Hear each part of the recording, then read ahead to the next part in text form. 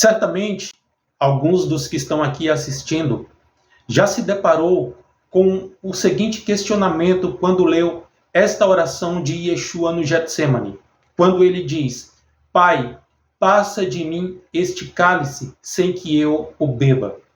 Yeshua era consciente da sua missão, ele sabia para que ele veio. E o que ele quis transmitir quando ele pede para o Pai passar dele este cálice? Em algum momento, ele titubeou sobre a sua missão, sobre o peso que ele sabia que estava para vir sobre ele? Vamos entender o que Yeshua de fato quis expressar com esta frase: passa de mim este cálice. Fica até o final, porque eu te garanto que vai valer muito a pena. Esse conteúdo está impactante.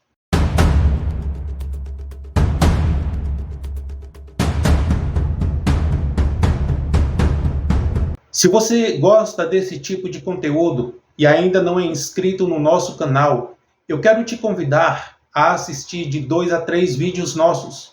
Se o nosso conteúdo você julgar relevante para você, eu peço a sua inscrição, que você possa compartilhar também o nosso conteúdo para que outras pessoas sejam alcançadas pelo pleno conhecimento da verdade. Aqui nós não buscamos trazer uma interpretação subjetiva dos fatos bíblicos, mas apresentar uma lógica bíblica bem estruturada dentro do pensamento judaico, que é o que nós julgamos ser o pensamento mais coerente de podermos compreender os textos sagrados. Que ele sabia para que veio, sem sombra de dúvida, Yeshua sabia. Yeshua deixa isso claro em várias passagens antes do Getsemane. Como?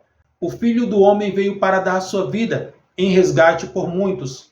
Marcos, capítulo de número 10, versículo 45. Ninguém tira a minha vida, eu a dou voluntariamente. João 10, 18.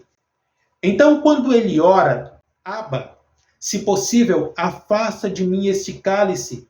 Mateus capítulo 26, versículo 39, não é ignorância ou um arrependimento da missão. É algo mais humano, muito mais bíblico do que muitas teologias costumam admitir. O que é o cálice na linguagem bíblica? Aqui está a chave. Na Bíblia, cálice não é simplesmente morte física, mas o cálice do juízo, da ira, do sofrimento imposto por Deus. No Tanar, a Bíblia hebraica, cálice quase sempre tem esse peso simbólico. Na mão do Eterno há um cálice cheio de vinho espumante. Todos os ímpios da terra o beberão. Salmo de número 75, verso 8. Toma da minha mão o cálice do vinho da minha ira. Jeremias capítulo 25, versículo 15. Tu bebestes da mão do Eterno o cálice da sua ira. Isaías capítulo 51, versículo 17. Ou seja, beber o cálice era igual ser alvo do juízo. Então o que Yeshua está enfrentando no Getsemane não é apenas a cruz como instrumento romano. É algo infinitamente mais pesado. Ele está prestes a assumir o lugar do réu, não de um mártir. Beber o cálice que, segundo o Tanar, era destinado aos ímpios. Ele está prestes a carregar o peso do pecado humano sem atenuantes. O apóstolo Paulo expressa isso de forma brutal. Aquele que não conheceu o pecado, Deus o fez pecado por nós. 2 Coríntios 5, 21. E aqui está o choque teológico. O justo bebe o cálice reservado aos injustos. Afasta de mim esse cálice. Não é fuga, é um horror santo. Yeshua, ele aqui não teme a morte como um covarde qualquer. Ele teme a ruptura, o peso, o abandono, o juízo de Deus caindo sobre ele. Observe algo importante. No Getsemane, ele soa sangue. Lucas 22, 44. Na cruz, ele clama, Eli, Eli, lama sabachthani. O terror não é o prego, é o cálice. A frase que muda tudo. Ele completa a oração com: todavia, não seja como quero, mas como tu queres. Aqui não há conflito de vontades no sentido ontológico, mas submissão humana perfeita. É a vitória do novo Adão, onde o primeiro falhou. Adão quis fazer sua própria vontade. Yeshua diz, seja feita a tua vontade. Em resumo, o que o cálice significa? O cálice é igual ao juízo de Deus sobre o pecado humano. Beber o cálice é igual a assumir o lugar do culpado. A oração, ela revela a profundidade real da encarnação de Yeshua. Yeshua não recua da sua missão. Ele a encara com plena consciência do custo que ela traria para ele. E é exatamente por isso que logo depois ele se levanta e diz aos seus discípulos, levantai-vos, vamos, sem hesitação, sem fuga. Peça e os 4 cálices. O mapa já estava dado no judaísmo do segundo templo. A ceia de Peça era estruturada em 4 cálices, ligados diretamente a Êxodo capítulo versos 6 ao 7. Eu vos tirarei, eu vos livrarei, eu vos resgatarei, eu vos tomarei por meu povo. É assim que o Eterno fala dentro do Tanar. De forma resumida, cálice da santificação, cálice do juízo, pragas, cálice da redenção, Kos Shel Geulah, cálice do louvor, da consumação, isso é crucial. O terceiro cálice e a redenção com preço. O terceiro cálice é bebido após a refeição e está ligado à frase, eu vos resgatarei com braço estendido e com grandes juízos. Aqui está o ponto que conecta tudo. Redenção no Tanar nunca ocorre sem juízo seguindo. O resgate sempre exige que alguém o pague. No Egito, Israel é poupado. O primogênito do Egito morre. O cordeiro absorve o juízo. O padrão, ele é inequívoco. A ceia e o silêncio sobre o 4º cálice. Na última ceia, Yeshua faz algo teologicamente explosivo. Este cálice é a nova aliança no meu sangue. Veja, mas logo depois ele diz o seguinte, não beberei do fruto da videira até que venha o reino. Ou seja, ele bebe o terceiro cálice, ele interrompe o Pêssar, o 4º cálice fica em suspenso. Mas por quê? Porque a redenção, a Geulah, ainda precisa ser consumada. Getsemane, terceiro cálice, reaparece. Quando Yeshua ele ora, afasta de mim este cálice, ele não está falando de um tipo de cálice que continha vinho. Ele está falando do conteúdo real do terceiro cálice. O cálice da redenção contém juízos. O resgate exige sangue. Aqui o símbolo vira total realidade. Juízo, justiça e a palavra. Yeshua conhece o caráter de Deus. Yeshua, como a palavra encarnada, conhece o Abba não como um conceito filosófico, mas como um caráter. Deus é santo, Deus é justo, Deus não absorve o culpado sem justiça. Logo, o pecado não pode ser ignorado pelo Eterno. A justiça precisa ser satisfeita. Por isso que no batismo de Yeshua, ele diz a Yohanan, deixa por agora, pois convém cumprirmos toda a justiça. E esse batismo de Yeshua não é um batismo para arrependimento, é um batismo de identificação judicial. Ele entra na fila dos culpados, sabendo que a justiça de Deus exige um pagamento real. O fio que une batismo, ceia e cruz.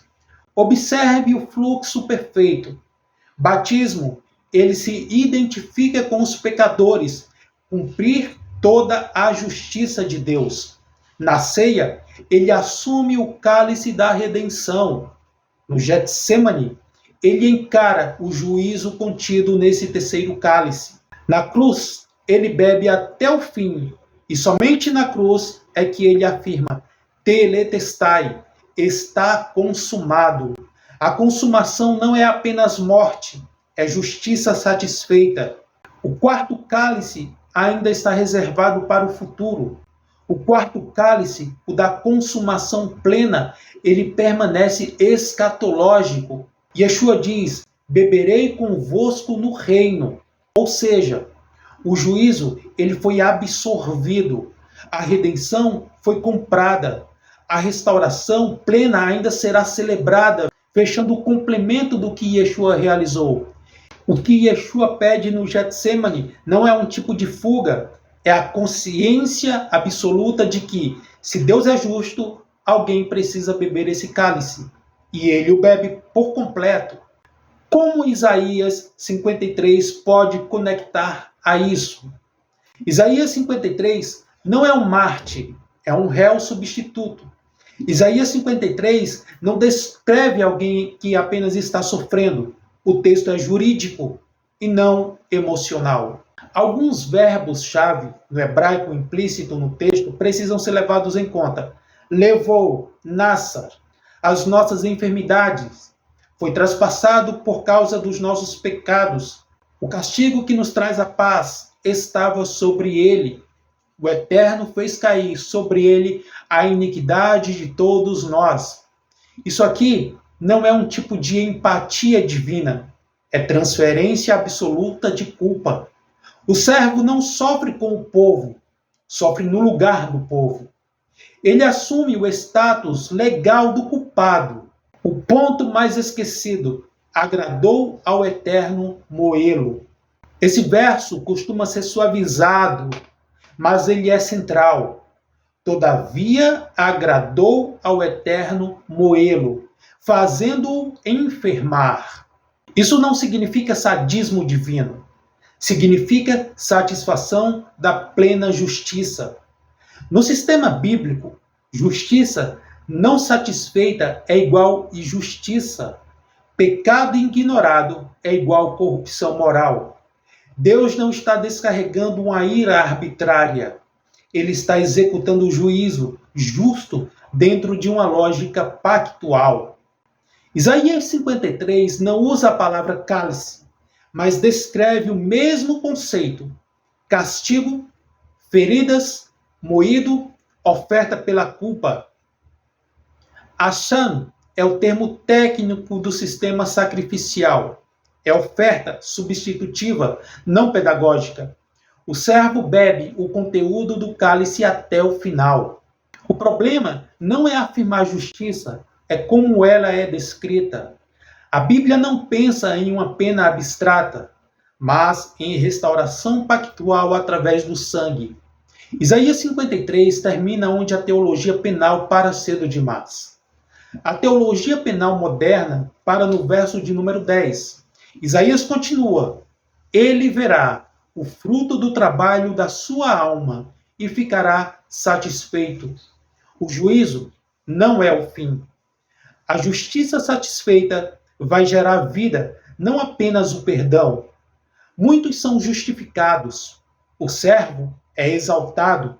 A herança, a restauração, isso é Pêssar por completo. Isto é o quarto cálice, aguardando o reino final.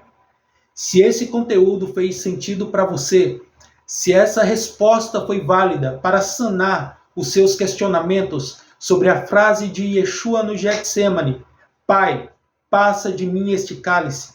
Eu espero com profundidade de alma que eu possa ter, através desse conteúdo, respondido os seus questionamentos. E se tudo isso fez sentido para você, não esquece de se inscrever aqui embaixo e compartilhar este vídeo para que outras pessoas possam chegar ao pleno conhecimento da verdade. Agradeço por você ter acompanhado até aqui.